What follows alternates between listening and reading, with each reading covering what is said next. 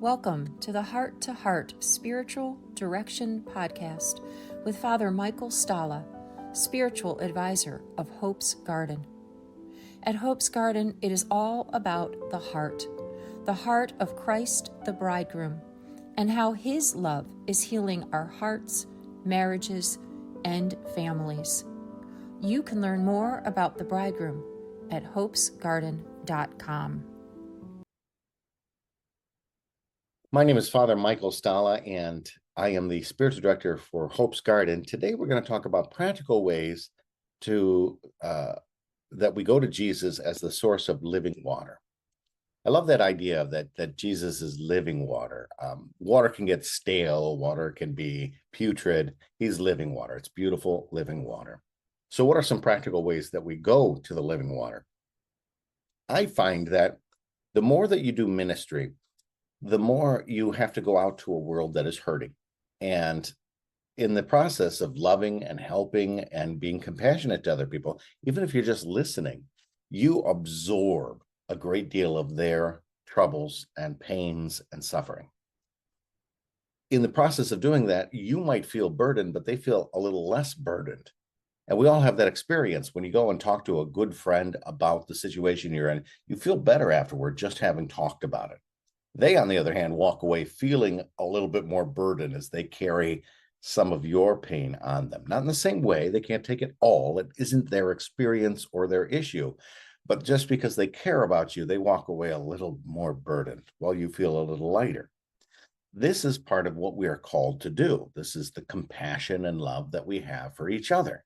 This is what Jesus would have done for us and continues to ask us to be his instruments in the world to bring his compassion and love and mercy. So if you keep doing that, you do feel yourself getting kind of exhausted. The more that we do it, the more that we just feel, oh, Lord, I've been there for this person, this person, this person, this person. The more people I'm with, the more I take on just a little bit more of their burden, a little bit more of their murder. You can imagine how many people I encounter in any given week that have great deal of burden upon them. And I do care about them. I do love them. And I do take that upon myself. And even if I'm not doing anything, I feel exhausted. So bringing that to prayer is a very important way of refreshing myself. The image I always use is taking a rag and refreshing it with cool water and putting it on a child with a fever. And after a while, the fever is going to warm up the rag. So the solution's simple: go back to the sink and refresh the cool water to bring it back and bring more comfort. The thing you're not supposed to do is just keep going. If you just keep going and give and give and give without ever getting refreshed, you're going to burn out. What good is that rag if it's now warm? It doesn't bring refreshment to anyone. So if we're just so burdened with all the issues of every person we've come encounter with, we're not going to be able to comfort anyone. We're just the burdened one. And we end up being the ones who constantly are sharing with everybody else how burdened we feel.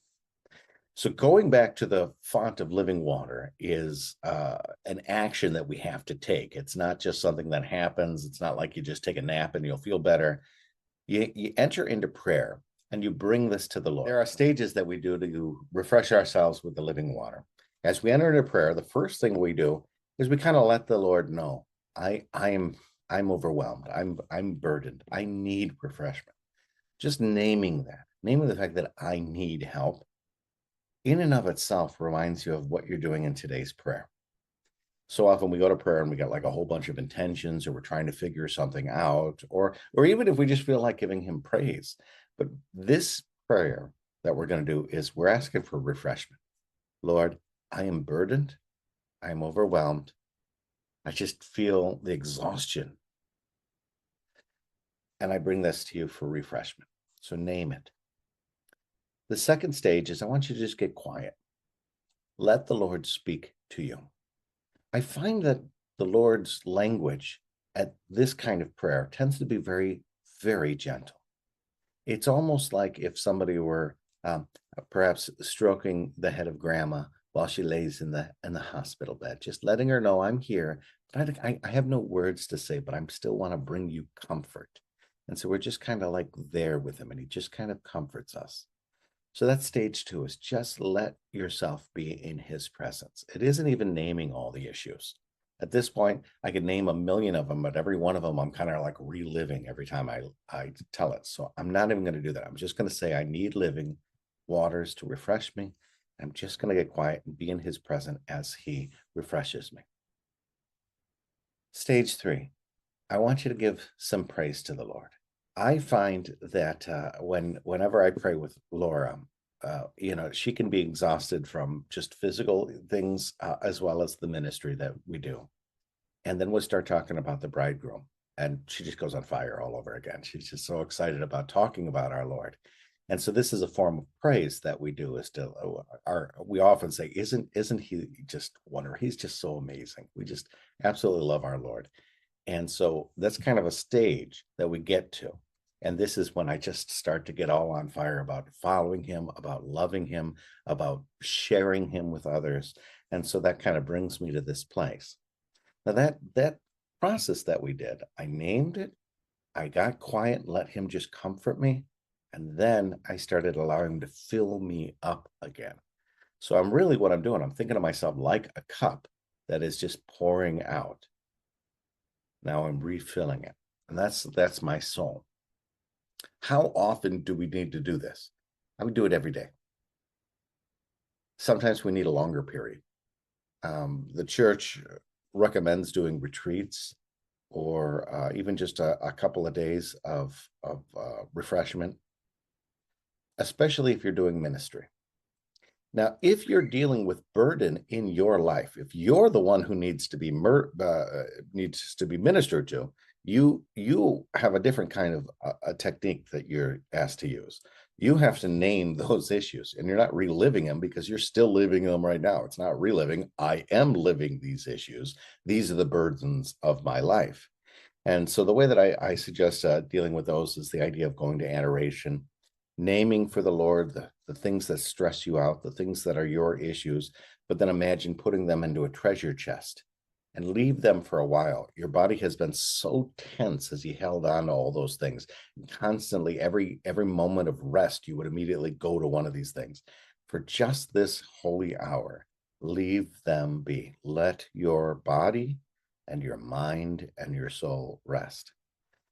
To me, that would bring me anxiety, because I think there are things that I do need to deal with. So at the end of my prayer, I ask God, hand me from the treasure chest the things you want me to put energy into, and let me leave the rest, the things I can't do anything about anyway. And I just been carrying them around because I felt like I was supposed to. But I don't want to take them all. You just give me the pieces that you want me to handle, Lord. And I feel like he does give me these pieces that are my charge, my responsibility. And so I do that on a fairly regular basis. So every day I would say, go and refresh yourself to the Lord. Occasionally do a retreat or a few days of refreshment. Same idea. Tell the Lord you need his refreshment. Let him comfort you, and then let him fill you up with a sense of the excitement of who he is and what it is that we've been called to do. And if you're going through the burden, use your holy hour to at least give your body, mind, and soul a time of rest, so you're not so tense, and then pick up the pieces that he asks you to carry. Leave the rest. Ask Almighty God to help each and every one of us who are dealing with that struggle of compassion and taking on our cross and carrying the burden of others, but also to maintain a deep sense that these things that are given to us were not ours to carry. They belong to our Lord. But out of love for him, we get to help carry them. We do not take on the greater burden, Lord. Help us to stay humble and let you do the lion's share. And let us know when it's time to pick up and when it's time to put down. Amen.